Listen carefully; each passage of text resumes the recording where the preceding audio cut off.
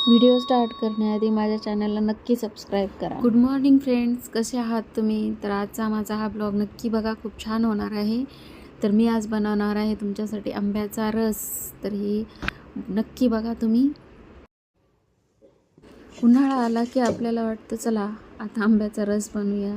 चला या आंब्याच्या आपण थोडं सालपटं काढून घेऊया आणि तो पूर्ण छिलून असं मिक्सरमध्ये टाकून घेऊया. आंब्याचे सालपटं काढून घेतल्यानंतर आपल्याला घ्यायचे 1 वाटी दूध, 1 वाटी साखर आणि ते 1 वाटी दूध आणि 1 वाटी साखर आपल्याला मिक्सरच्या भांड्यात टाकून घ्यायचं आणि ते एकजीव होईपर्यंत मिक्सरमधून काढून घ्यायचं आहे. बघा मस्त.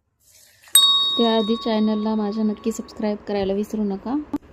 ते पूर्ण एकजीव होईपर्यंत आपण मिक्सरमधून फिरवून घेतलेला आहे आणि फिरवून घेतल्यानंतर तो बघा किती छान दिसत आहे रस.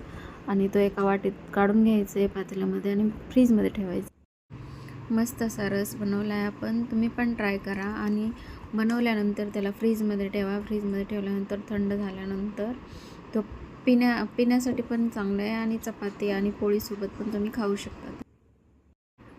मी जसं बनवलं आहे तसं नक्की तुम्ही पण ट्राय करा आणि मस्त अशी रस, पुरणपोळी आणि चपाती नक्की खा, कारण उन्हाळ्यात त्याच्याशिवाय मज्जा नसते. चॅनलला सबस्क्राईब करायला विसरू नका. थँक्यू.